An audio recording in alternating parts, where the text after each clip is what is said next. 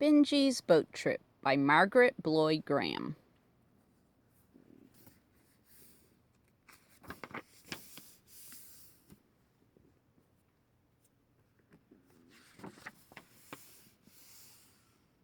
Benjy was a brown dog with long ears and a short tail, and he lived with Mother and Father, Linda and Jeremy, and every summer they all took a trip together. Sometimes they went to the country, and sometimes they went to the lake. Benjy loved trips.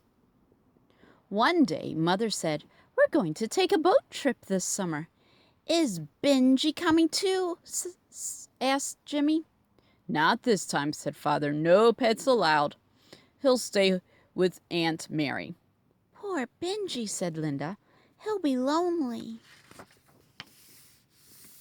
The day of the trip came. Aunt Mary and Benjy went with the family to the ship. Everybody on board was happy, except Benjy and the children.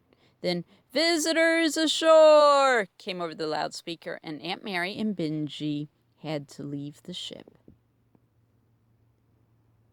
All the way to Aunt Mary's house, Benjy looked out the car window. And that evening, he didn't eat any supper. He sat beside the door all night. The next morning, Aunt Mary took Benjy for a walk, and right away he slipped out of his collar and ran straight across town to the waterfront.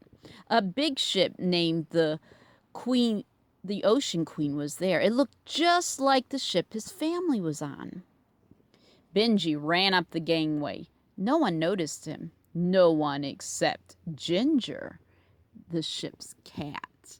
She thought the Ocean Queen was her ship.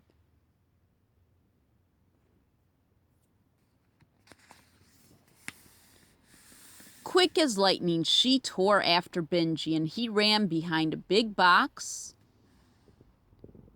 jumped into a hole, and landed below deck. He hid in a storeroom. Ginger looked and looked for Benjy, but she couldn't find him. Down in the storeroom, it was dark and quiet. Benjy was tired, so he fell asleep. In a few hours, the Ocean Queen was ready to sail, and it moved slowly away from the dock. Its whistle blew, and tugs tooted, toot, toot.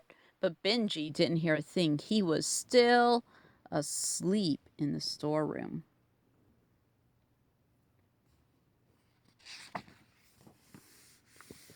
After a while, the rolling of the ship woke Benjy. He went up on the deck, and there was water all around. The ship was at sea. Benjy looked and looked for his family, but he couldn't find them. It was the wrong ship. Benjy felt terrible. He heard the captain say to the mate, "By golly, there's a dog on board." "He better look out," said the mate. "Here comes Ginger. Wait till she sees him."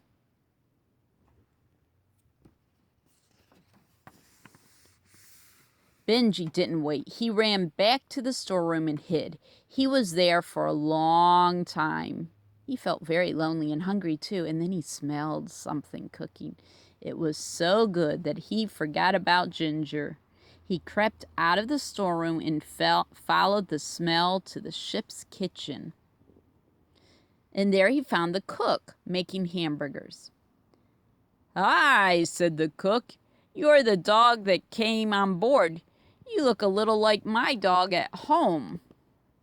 He gave Benjy a hamburger, and Benjy was just going to take a bite when he heard a yow. It was Ginger.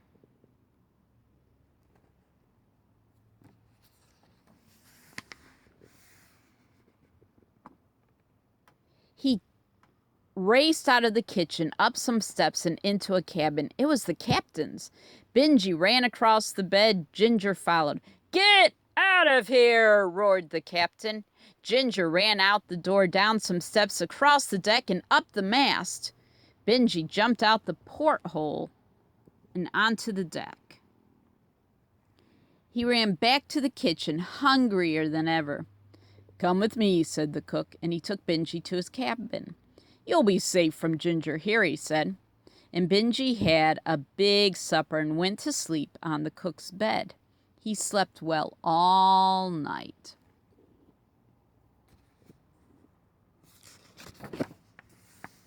In the morning, after breakfast, Benjy came up on deck.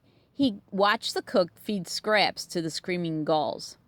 "Those gulls sound just like cats," said the cook. "Say, where's Ginger? I haven't seen her today."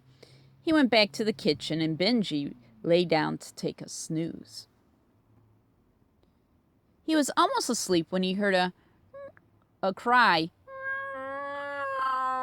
He looked up. He looked around. The gulls were all gone.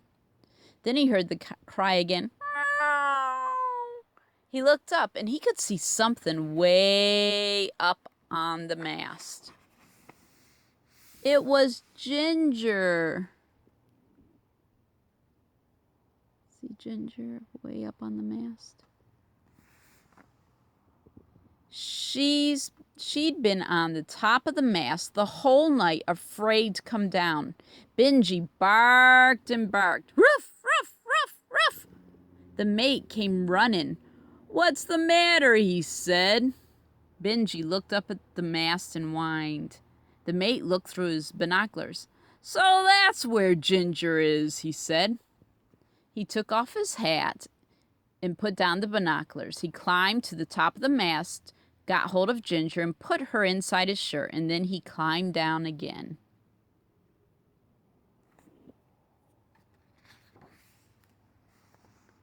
"Ginger," he said, "you're very lucky to have this little dog as a friend."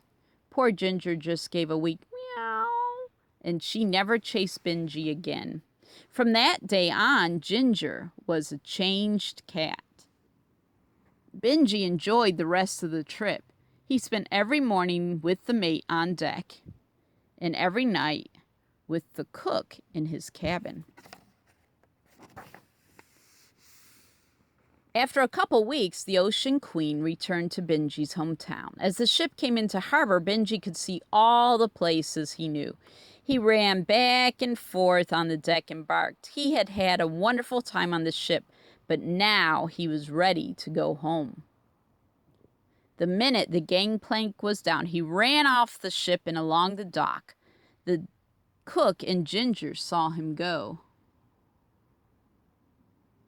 "Goodbye, doggy," shouted the cook. Benjy stopped and looked around and barked. Then he ran straight home.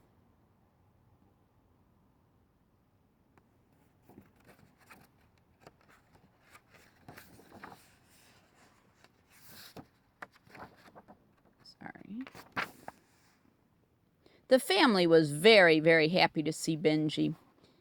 "Aunt Mary thought you were lost," cried Linda. "She cried and cried." "But we knew you'd come back," said Jimmy. "Look," said Linda, "we brought you a present."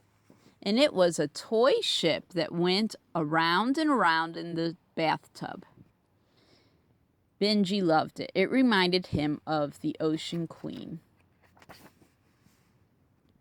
On a walk a few weeks later, the children and Benjy heard a ship's whistle.